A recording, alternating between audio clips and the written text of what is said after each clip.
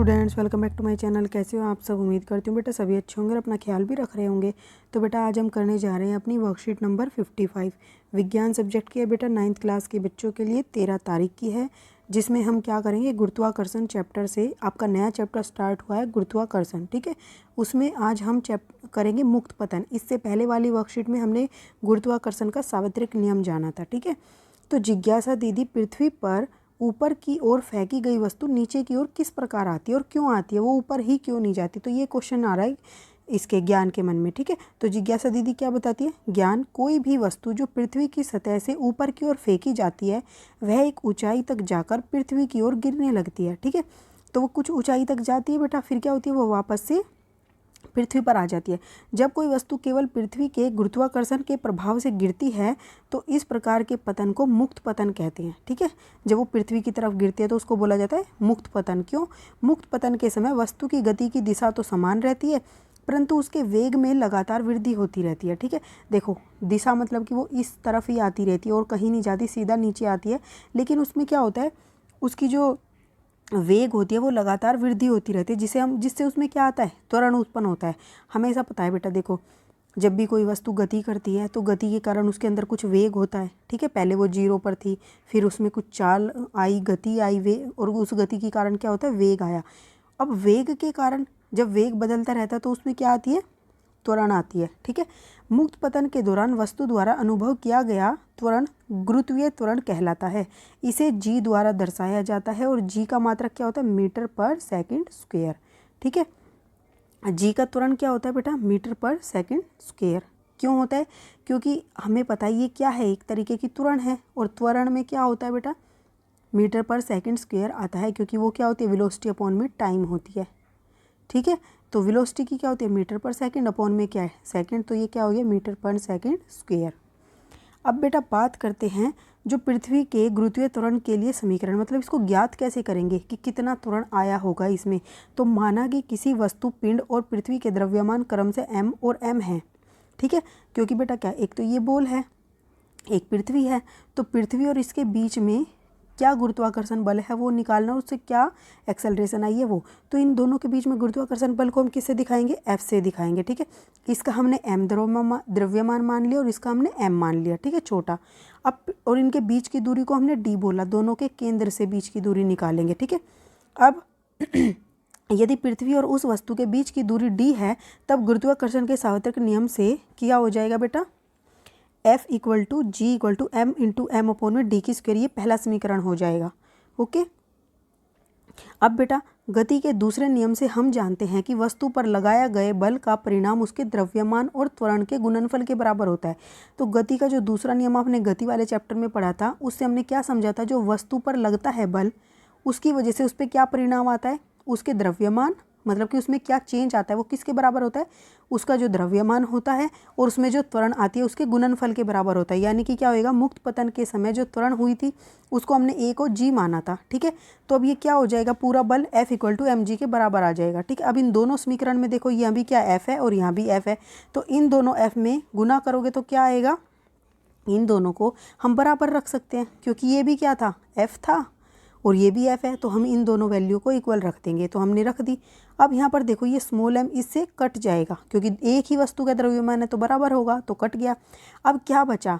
ये g बचा, g equal to M upon में डी की स्क्वायर के बराबर। तो यहाँ से हम g की वैल्यू निकाल सकते हैं। अब जी देखो, g किस किस पर डिपेंड है? ये किसका द्रव्यमान था? पृथ्वी का। तो पृथ्वी के द्रव्यमान पर, मतलब कि जो बल लगा रहा है उस गेंद पर जिसकी वजह से वो नीचे आ रही है, तो उसके द्रव्यमान पर और इन दोनों के बीच की दूरी पर डिपेंड करता है। और बीच में क्या है? ये गुरुत्वीय स्थिरांक है, ठीक है। इन पर डिपेंड करता है। इस वस्तु का कितना द्रव्यमान है इस पर डिपेंड नहीं करता। तो इसका मतलब आप पे ये क्वेश्चन भी बनता है कि अगर ये वस्तु इतनी सी है या इतनी बड़ी है, दोनों ही एक समान से नीचे आती हैं। ऐसा क्यों? क्योंकि बेटा दोनों का त्वरण जी ही होता है। क्यों? क्योंकि ये m पर डिपेंड ही नहीं कर रही जी, ठीक है, छोटे या बड़े पर, ये तो बस इस पर कर रही है, और ये दोनों पर, चाहे वो भारी हो चाहे हल्का हो, एक जैसा ही बल लगा रही है, ठीक है।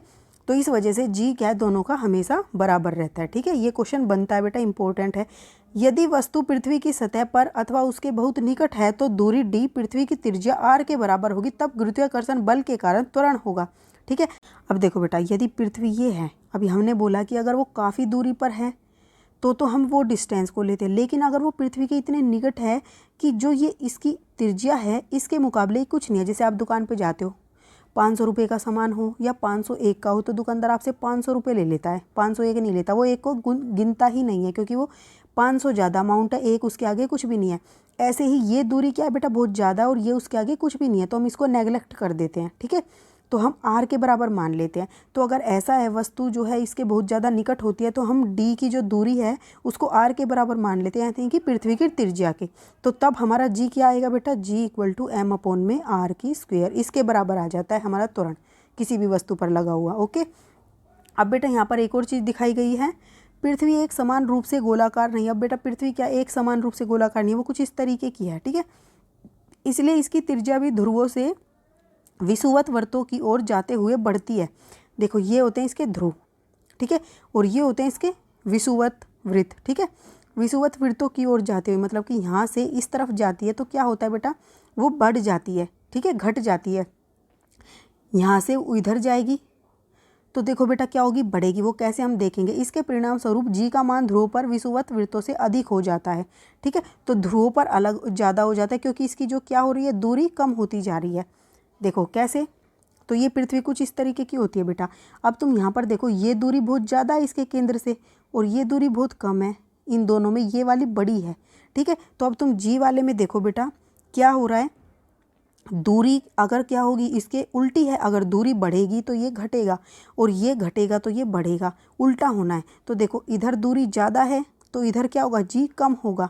ठीक है, इधर दूरी कम है तो इधर जी ज़्यादा, मतलब कि जैसे जैसे हम इधर जाते जाएंगे तो क्या होता जाएगा, दूरी घटती जाएगी, और क्या हो जाएगा, जी बढ़ता जाएगा। तो हम क्या कहेंगे, ध्रुवों पर क्या होती है बेटा, इस साइड और इस साइड ध्रुवों पर जी मैक्सिमम होती है, और यहाँ पर जी क्या होती है, मिनिमम होती है। ठीक है, और जैसे जैसे हम इधर जाते हैं तो वो बढ़ती जाती है, और इधर आते हैं तो वो घटती जाती है। जी से मतलब कि ध्रुवों से बेटा हम इधर आते हैं, इनको इंग्लिश में बोलते हैं पोल, और इनको बोलते हैं इक्वेटर लाइन। ये होती है इक्वेटर लाइन और ये होते हैं पोल। ठीक है, तो पोल से ऐसे आते हैं तो क्या होता है, ऐसे आते हुए दूर ये बढ़ता जाता है दूरी। ठीक है, केंद्र से, इसलिए क्या होता है, जी घटता जाता है। लेकिन अगर हम क्या कहें कि इधर से उधर जा रहे हैं तो क्या हो रहा है, दूरी घटती जा रही है, तो क्या हो रहा है, जी बढ़ता जाएगा। ओके, ये बात याद रखना बेटा, बहुत इंपॉर्टेंट है। तो देखो ये दिखाया भी है, रेडियस जो है वो इक्वेटर पर ज़्यादा है, किससे, पोल के बजाय। ठीक है, अब बेटा इसके कुछ क्वेश्चन आंसर हैं यहाँ पर, हम वो कर लेते हैं। मुक्त पतन को संक्षेप में समझाइए। तो मुक्त पतन को बेटा देखो हमने क्या कहा था कि मुक्त पतन किसे कहते हैं।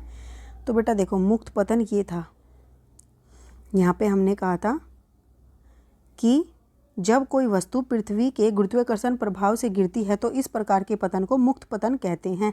ठीक है, तो आप यहाँ से लेकर यहाँ तक लिख दोगे, उस पर कोई भी एक्सटर्नल मतलब कि बल नहीं लगता, सिर्फ गुरुत्वाकर्षण बल होता है। तो ये आपका फर्स्ट का आंसर हो जाएगा। अब नेक्स्ट क्या पूछा गया बेटा कि गुरुत्वीय त्वरण किसे कहते हैं और इसका मात्रक क्या है। तो बेटा देखो गुरुत्वीय त्वरण क्या होता है, आप लिखोगे कि मुक्त पतन के समय वस्तु की गति की दिशा तो समान रहती है, परंतु उसके वेग में लगातार वृद्धि होती है, जिससे त्वरण उत्पन्न होता है। मुक्त पतन के दौरान वस्तु द्वारा अनुभव किया गया त्वरण गुरुत्वीय त्वरण कहलाता है। या तो आप यहाँ से लिख दो कि मुक्त पतन के द्वारा, ठीक है, आप कहाँ से लिखोगे, यहाँ से लिखना शुरू करना। मुक्त पतन के दौरान वस्तु द्वारा अनुभव किया गया त्वरण गुरुत्वीय त्वरण कहलाता है। इसे जी के द्वारा दर्शाया जाता है, और जी इसका मात्रक है। तो आपको देखो बेटा कहाँ से कहाँ तक लिखना है, आपको ये लिखना है यहाँ से लेकर ये सारा। ठीक है, इसके अंदर का, ये आपका दूसरे का आंसर हो जाएगा।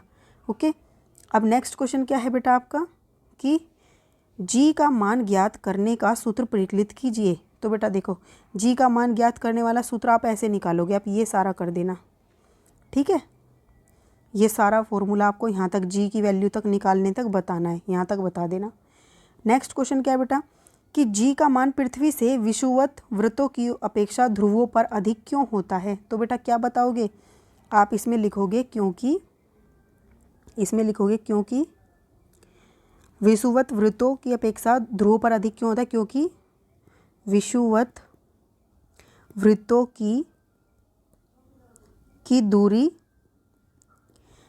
क्या ध्रुवों, ठीक है, ध्रुवों की अपेक्षा अधिक होती है। ठीक है, अधिक होती है, तो इसलिए क्या होता है बेटा, इसलिए जो हमारी क्या नाम है जी का मान होता है, इसलिए जी का मान पृथ्वी के विषुवत, ठीक है, विषुवत वृत्तों की अपेक्षा ध्रुवों पर अधिक होता है। ठीक है, आपको ये लिखना है। यहाँ क्या लिखोगे, क्योंकि विषुवत वृत्तों की दूरी ध्रुवों की अपेक्षा अधिक होती है, इसलिए जी का मान पृथ्वी के विषुवत वृत्तों की अपेक्षा ध्रुवों पर अधिक होता है। ओके, ये है बेटा आपका 4th क्वेश्चन का आंसर। उम्मीद करती हूँ आपको अच्छे से समझ आ गया होगा। फिर भी कोई डाउट हो तो कमेंट बॉक्स में पूछ लेना। इस वीडियो में इतना ही। अपना नेक्स्ट टॉपिक हम अपनी नेक्स्ट वीडियो में करेंगे। तब तक के लिए ऐसे ही हंसते रहिए, मुस्कुराते रहिए, पढ़ते रहिए और आगे बढ़ते रहिए। Thank you.